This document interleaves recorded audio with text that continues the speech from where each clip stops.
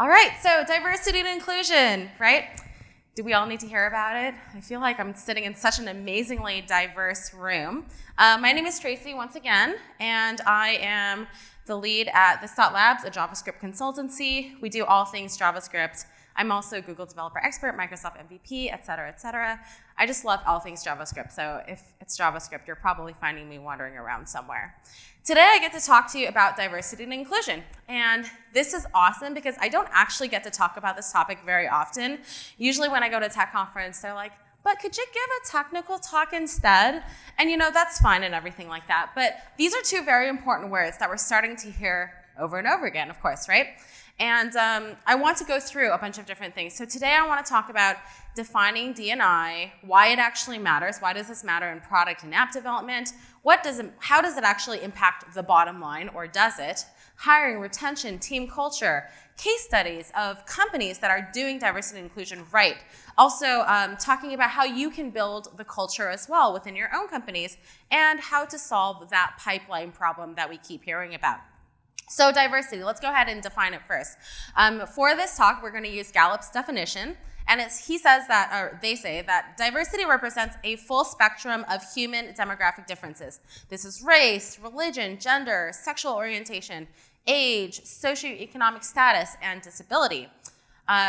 They go further to say that a lot of companies actually consider lifestyles, personality characteristics, perspectives, opinions, even family composition, education level, or tenure, elements of diversity as well.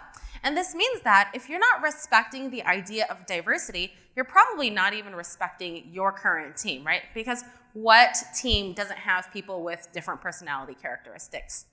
Then we look at this word inclusion as well. So inclusion refers to a cultural and environmental feeling of belonging. It can be assessed as to the extent to which employees feel valued, respected, accepted, and encouraged to fully participate within an organization. So I'm sure this resonates with all of you, because what type of, who doesn't want this for their own personal work environment, right? Like, if you don't feel like you belong in your company, you're probably not going to stay there for very long. Employees in inclusive environments, they feel appreciated for their unique characteristics and are therefore more comfortable sharing their ideas and other aspects of their true and authentic selves. Companies, according to Paul Pullman, who's the former CEO of Unilever, who have a more inclusive environment are companies that actually financially perform better. Isn't that interesting? So let's talk a little bit about why a diverse team matters actually for product design. And I'm going to start off with a funnier example. First I want to actually give you this metric here. So this is hilarious to me, because 85% of product designers and engineers are men, while women influence and buy 85% of all consumer purchases. This is according to Fast Company. So, you kind of have to wonder, like, why is this? Why do we have this? It doesn't seem right? So, to my funny example, Beak, for example. So, in 2012, Beak released a Beak for Her pen, and these pens were pink and purple, and they were advertised as the perfect accessory, and they add a touch of personality, and they had a sleek design, and you could write beautifully with them. And so the internet also really loved Beak for Her, and they took to the internet, and they started writing these really hilarious Amazon reviews. So you can see here that Hulk hates the puny pen, he demands a Beak for him, and he wants to smash the pen. And then there were these really funny images of men writing with a Beak for Her, but they just couldn't because they weren't designed for men. So, we can take this example and say, hey, if they had more diversity on their team, would they have made this mistake? So if you've ever, this is actually a little bit more of a serious example where there wasn't a diverse enough team probably thinking through a product design. So this soap dispenser is used in a lot of different bathrooms, but unfortunately it can't actually identify dark skin. And manufacturers said, yeah, well, this is because of the cheap sensors, but you have to stop and ask, well, if that team had a more diverse set of engineers, would this have actually happened? Same thing with Apple, right? Yeah, so you can see that right there. It's a little bit of a longer video, but next slide. Apple, when they did their early release, they released it, and in 2015, people started taking to the internet and saying, hey, Apple Watch can't read my pulse. It couldn't detect contact with darker skin. And, again, we could call this a product problem, a technology problem. But if you look at Apple executives represented here, and, since a lot of companies have early testers for new products, you have to think, was it the lack of diversity at the top actually contributing to the fact that Apple Watch was released like this? You don't know, we don't know. We love Apple, but still. In a recent podcast by the Hansel Minutes podcast, Scott Hanselman interviewed Karen Catlin of Better Allies, and she shared this example. So when airbags were first being created, they were created for the average man, which means that they ended up killing a lot of women and children, right? Like, this is where product, design matters. It's a matter of life and death in a sense.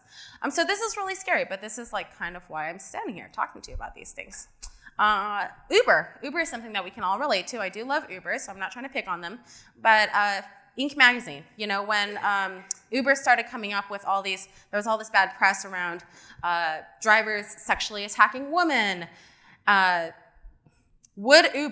have to ask, would Uber with more women in technical roles have built better tools to protect female users from sexual attacks? I can't tell you how many times I've sort of stopped and paused and said, okay, am I feeling really comfortable getting into this Uber? So I can tell you that if I was a senior engineer there, I probably would have said, yes, this is very, very, very necessary. And then more simpler things. So, this is it's such a small thing, but it's also so impactful, right? Product and engineering teams that have more diverse backgrounds are able to make better, super simple decisions about prioritizing features. So, you can see here that Facebook has a lot of different gender types to choose from than just male and female. And this is a really big thing, but this is also a very impactful thing to make a more diverse product. It's the same thing, right? Like, when your team looks more diverse, you're able to make very, very simple, very impactful decisions, like making sure that stock photos actually reflect a wider audience than the normal traditional stock photos we typically see. So if that doesn't convince you why you need more diversity on your team, hopefully some of these examples you can take back to your teams if you're trying to convince your companies why this matters. But money always seems to talk, right? So does diversity actually affect the bottom line? Well, I took to Twitter and I asked, and Carla responded. She said that diverse teams are proven to perform better and ultimately make better financial returns. Todd Thibodeau, CompTIA CEO, he said that diversity efforts could net the IT industry an extra $400 billion in revenue a year. I don't know where that $400 billion is, but I want it just a little bit. And then he also says that a 1 percentage point move towards representative diversity leads to a 3-point increase in revenue. How crazy is that? Those are big numbers, that's a lot of money. And if you go a little bit deeper, you can look at this Diversity Matters report by McKinsey & Company, and they examined 366 public companies. And they found that companies in the top quartile for racial and ethnic diversity are 35% more likely. You're 35% more likely to have financial returns above industry medians. Same thing for gender diversity, but it's 15% more likely. And then, again, not to pick on Uber, but the internet really loves Uber as an example. But you can see these numbers, right? So over the past 2 years, Uber's share of rides has dropped from 90% to 75%. If you look at when Susan Fowler's post on Uber being a hostile workplace, that was released February 2017. Literally between February and June, Uber's market share decreased by 3.5% and Lyft's market share increased by 3.5%. How insane is that, right? So it's insane to see the numbers and the direct consequence of not having an inclusive work environment. Another reason why this affects the bottom line is because disengaged employees cost companies up to $350 billion per year in lost productivity. And why does this matter? It's because that 83% of millennials are actually actively engaged when they believe that their organization fosters an inclusive culture versus only 60% if they feel like they don't. So that's like a 23% loss in revenue based on productivity if you don't have an inclusive culture. So as employees are the biggest cost to any organization, let's talk about a little bit of tips on hiring, retention, and team culture and how you can actually improve that.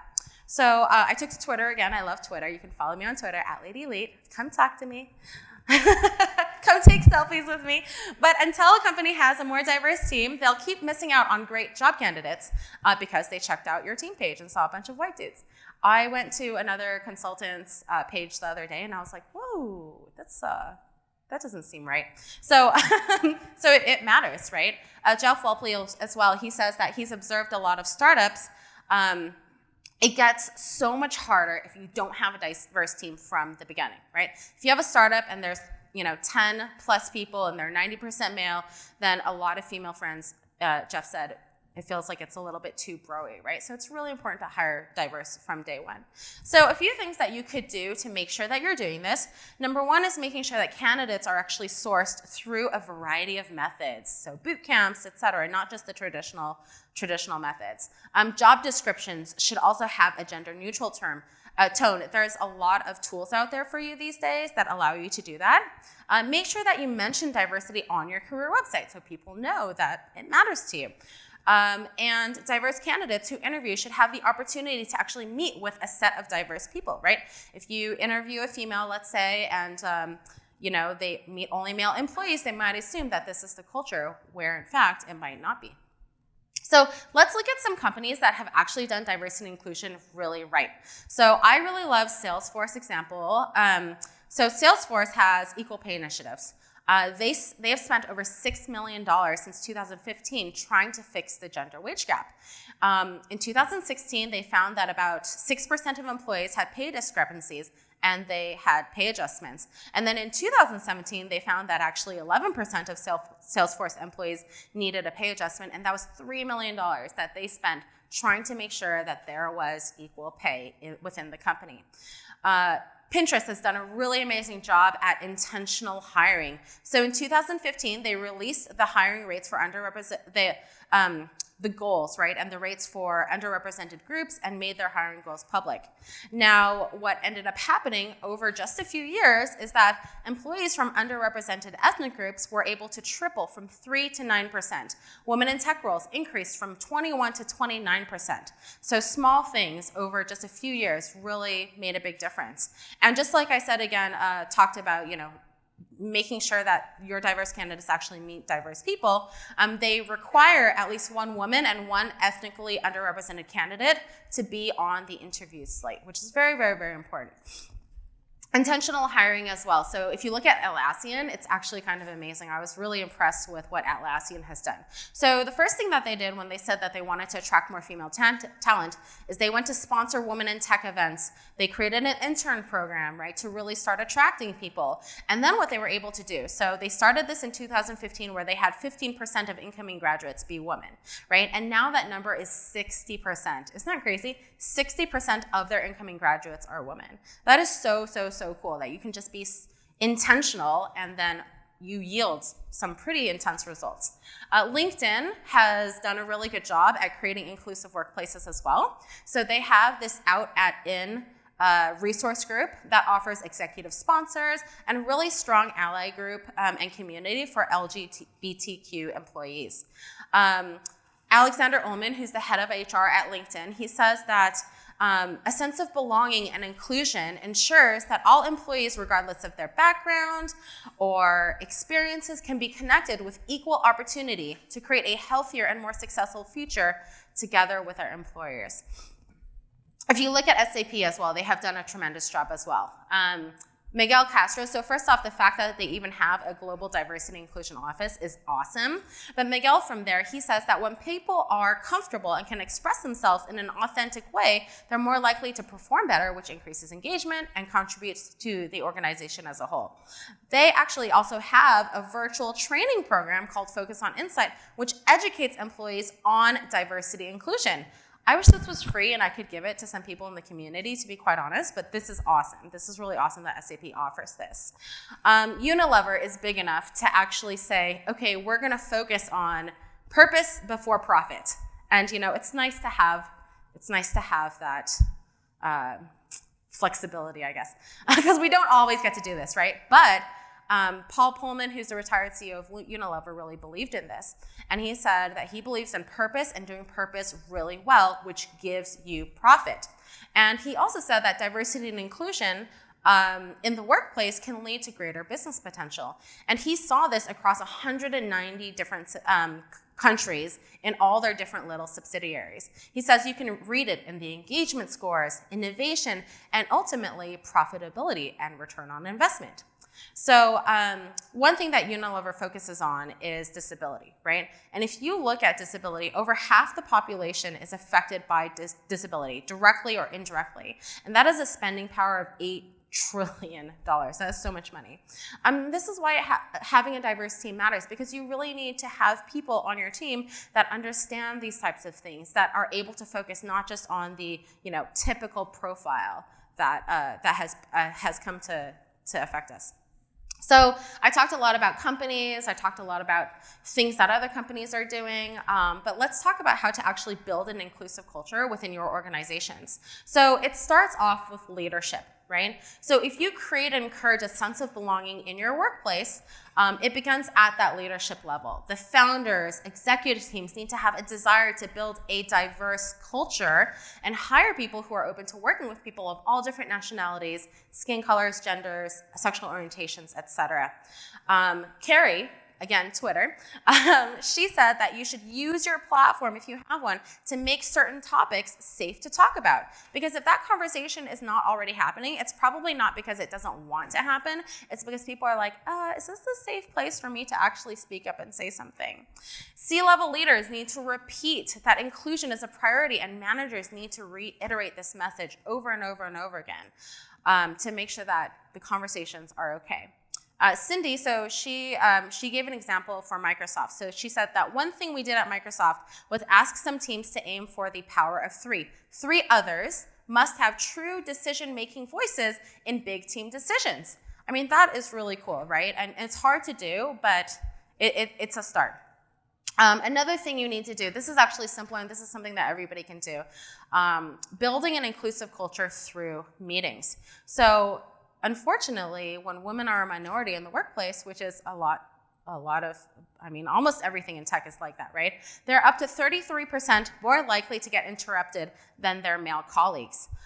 So make sure that you advise against interrupting colleagues when they speak, and encourage your managers, or if you are a manager, to give women or minorities credit to amplify their messages and make sure that they are getting recognized for the work that they do. Another thing you can do to just make sure that you have a more inclusive workplace is to send out agendas ahead of time. It's such a small thing, right? But this helps people who are shy and introverted and might not be so quick to jump up, people who have English as a second language, junior employees, so that they can collect and write down their thoughts ahead of time and participate more fully within those meetings. Judith says also, remember to stand up and speak out when you see a woman or a person of color singled out to take notes or make coffee, because it's so much easier for you who's not being targeted to do something and say something about that, because you're not as afraid of backlash, hopefully. I really love these quick tips as well. So bounce an idea off of someone unexpected, meaning if you continuously go to your tech lead, for example, maybe don't go to that person. Go to somebody that you wouldn't have gone to before. Change up your environment. Don't just sit at your desk. Go to the common spaces, go to a coffee shop, because as you change up your space, you're changing up your mindset, right? Which is why conferences are so great. They break us out of the stuff that we do, give us ideas, and then we can go back and kind of have clearer minds and thoughts and ideas. Rotate who runs your meetings. This is awesome too. Leave your assumptions at the door, of course, and then talk about something other than work. If you can connect with people on food or on family or on hobbies or things like that, then when there's disagreements in the workplace, it's so much easier to say, okay, well, we both like Indian food, so I won't be mad at you. Other things that you can do in the community, right, and within your workplace for women and underrepresented people to sponsor them is speak their name when they're not around, share their career goals with influencers, recommend them for stretch assignments, invite them to high-profile meetings, and endorse them publicly. Small little things that you can do that make such a huge, huge, huge difference. The other thing that is really cool, and I this is kind of a scary thing, right? Like, do you want to report your diversity numbers? Is your company diverse enough? It's kind of scary, but you can do this. Building an inclusive culture also means being transparent about what you're doing. So Carol Adams says, the company's willingness to publish shows an openness to address diversity issues, important, which incentivizes people to stay at the company. And what she found was that it actually affects people's perception of the workplace and job satisfaction. So you start seeing more women and ethnic minorities applying for promotions, whereas before they may not have bothered because they thought there was no point. Salesforce president, so the equal pay thing that Salesforce did, she said she was really, really nervous when she decided to do this. But ultimately it revealed a huge compensation gap between male and female employees, and they corrected it, right? Now they have a good reputation for doing so. And Courtney from Buffer, she says that publicly sharing numbers involves acknowledging company failures, but it's also an opportunity to be held accountable for future progress. And she said it's a healthy fear. It lights a fire under you. Also, making sure that you have metrics, right? Because what gets measured gets actually improved. So make sure to benchmark your company through surveys, identify areas of improvement, ask questions so you can actually see, are certain demographics actually having suboptimal experiences? And at the team level, understand, okay, who actually needs more support? Sure, we might have a diverse company, but maybe there's that one organization that's not so fabulous. So now the hardest part about building a diverse team is, of course, finding diverse hires. I look in this room and I'm like, well, nobody should have a problem here, right? But companies constantly come to me and say, where do I hire more diverse people? So unfortunately, in the UK, if you look at the UK, for example, all these statistics are starting to stack up against this whole idea of having more diversity and inclusion in tech, right? Only 20% of students in secondary education are female, and only 16% at the degree level, right, that actually choose to pursue computer science. In the West, so female participation is starting to plunge and has gone so since the mid-'80s, while female participation in other things like medicine and other scientific fields has started to increase, or has continued to increase. So the other problem is that major companies, even though they are very focused and devoted to things like trying to be more open about the process, releasing their diversity numbers, tons of companies are starting to do this now, none of them have actually been able to crack that 30% mark for women in technical positions. But the great part, this guy, Ryan Craig, he said, and this is great, this faster and cheaper education models like coding bootcamps have tremendous potential to diversify competitive workforces. And I think we've all seen that, right? And if you look at the numbers, so if you look at coding bootcamps, for example, this is Course Report's demographic study of US bootcamps, and they found that 43% of coding bootcampers were women compared to 15% of university CS majors. And this is the same with Blacks and Latinos, 25% versus 10%. So these numbers should really encourage recruiters to look beyond fresh college grads when hiring for entry-level development positions. But still, what is stopping that ratio from changing? Hiring bias, right? The gatekeepers. So while there is a large group of women and underrepresented minorities now learning development, when it actually comes to the interview process, it's hard because we all tend to have that implicit bias. So we tend to recruit those who are culturally similar to ourselves. And this means that white male engineers tend to recruit white male engineers. And the other problem is, we're still not having that diverse leadership in our workforces, right? Over 70% of tech companies actually have no female board members, and over half of them have no female executives. Ouch. There's also a huge retention problem in tech. So women are leaving. Why is that? There's a statistic by Next Generation that says that women are actually 45% more likely to leave tech within the year than men. And you might think oh, getting married, having babies. No. Family reasons are actually not the primary reason for their departure, but rather it is the feeling of isolation, the macho culture, the lack of sponsors. And again, this goes back to that problem we talked about of inclusivity, right? So we can kind of summarize all the different issues of finding and keeping diverse hires kind of into like 4 key areas. Diverse hiring pipelines, you need to adopt them. Hiring bias, you need to address it. Teams need to start growing their next diverse leaders, so there are more diverse leaders within an organization. And inclusive cultures need to be created to actually retain anybody. So I thought to this. I mean, we have a consultancy. I love helping companies, but I also need like a higher purpose. So we decided to start this apprentice program, and we thought, let's solve this problem. Like, we can solve this problem together, right? So we created this Hire the Fempire program to try to help companies succeed in changing the ratio. And we do super simple things. We provide a steady pipeline of diverse candidates through all these amazing partnerships with boot camps and diverse organizations. We actually do the hiring for people, so this allows for equal opportunity because, it's an unbiased interview process and a diverse hiring committee. We also do this pairing and try to help teams grow their next diverse leaders. So our engineers, who are junior engineers, they actually come paired with senior architects to mentor people for a few months and get them, into their positions in good ways and teach them how to be leaders. We also try to teach people by just having them watch us, right? As we're working with teams, we're sort of showing people how to facilitate sort of inclusive cultures within an organization.